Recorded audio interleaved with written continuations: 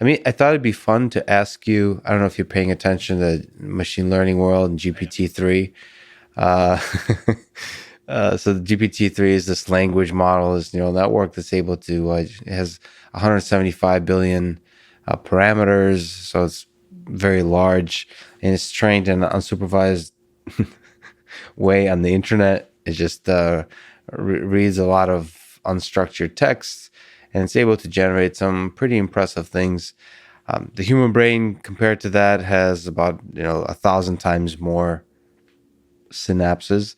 People get so upset when machine learning people compare the brain, and we know synapses are different. It was very different. Very different. Right. But what do you think about GPT-3? Here's what I think. A few things. What GPT-3 is doing is extremely impressive, but it's very different from what the brain does. So it's a good impersonator, but just as one example, everybody takes a passage that GPT-3 has written and they say, wow, look at this. And it's pretty good, right?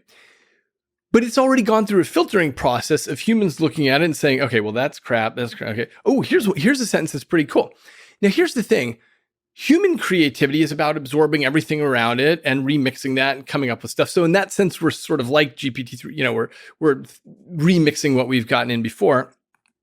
But we also have very good models of what it is to be another human.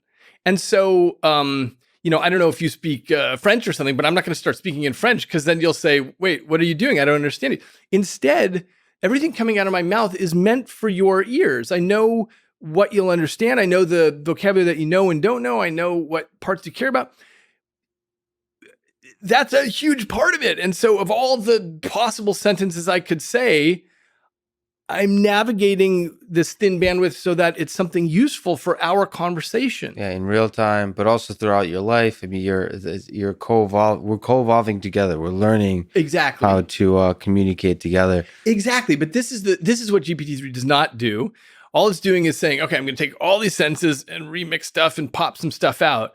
But it doesn't know how to make it so that you, Lex, will feel like, oh yeah, that's exactly what I needed to hear. That's the next sentence that I needed to know about for something. Well, of course, it could be all the impressive results with C. The question is if you raise the number of parameters, whether it's going to be after some... It will not be. It will not be. No, raising more parameters won't... Here's the thing. It's not that I don't think neural networks can't be like the human brain, because I suspect they will be at some point, 50 years, who knows. But what we are missing in artificial neural networks is we've got this basic structure where you've got units and you've got synapses, they're connected. And that's great. And it's done incredibly mind-blowing, impressive things, but it's not doing the same algorithms as the human brain. So when I look at my children as little kids, as infants, they can do things that no GPT-3 can do. They can navigate a complex room. They can navigate social conversation with an adult. They can lie. They can do a million things. They are active thinkers in our world and doing things. And this, of course, I mean, look, we totally agree on how incredibly awesome artificial neural networks are right now, but we also know the things that they can't do well, like be generally intelligent, do all these different things. Reason about the world efficiently, learn efficiently, adapt efficiently. But it's still the rate of improvement. It's to me, it's possible that we'll be surprised. I agree. Possible we'll be surprised. But what I would assert, and I'm glad I'm getting to say this on your podcast, so we can look back at this in 2 years and 10 years and so on, is that we've got to be much more sophisticated than units and synapses between them.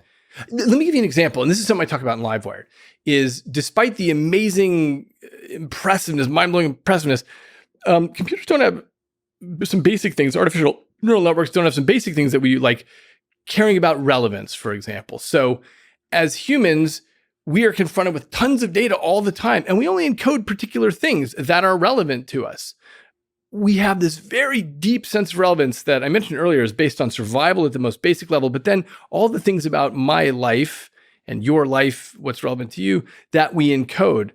This is very useful. Computers at the moment don't have that. They don't even have a yen to survive and things like that. So we filter out a bunch of the junk we don't need. We're Yeah. really good at efficiently zooming in on things we need.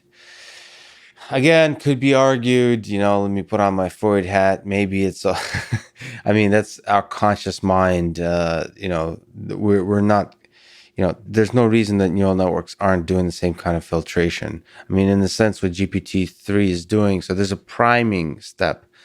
It's doing an essential kind of filtration when you ask it to generate tweets from I don't know, from an Elon Musk or something like that. It's doing a filtration of, it's throwing away all the parameters it doesn't need for this task, and it's figuring out how to do that successfully. And then ultimately, it's not doing a very good job right now, but it's doing a lot better job than we expected. But And it won't ever do a really good job, and I'll tell you why. I mean, so let's say we say, hey, produce an Elon Musk tweet, and we see like, oh wow, it produced these 3. That's great. But again, we're not seeing the 3,000 that produced that didn't really make any sense. It's because it has no idea what it is like to be a human, and all the things that you might want to say and all the reasons you wouldn't like. When you go to write a tweet, you might write something, you think, it's not going to come off quite right in this modern political climate or whatever. Like, you change things. So, and it somehow boils down to fear of mortality and all of these human things at the end of the day, all contained with that tweeting experience. Well, interestingly, the fear of mortality is at the bottom of this, but you've got all these more things like, I want to, just in case the chairman of my department reads this, I want it to come off well there. Just in case my mom looks at this tweet, I want to make sure she, and so on. So those are all the things that humans are able to sort of throw into the calculation. I mean, but what it requires though is having a model of your chairman, having a model of your mother, having a model of the person you want to go on a date with who might look at your tweet and so on. All these things are you're running models of what it is like to be them.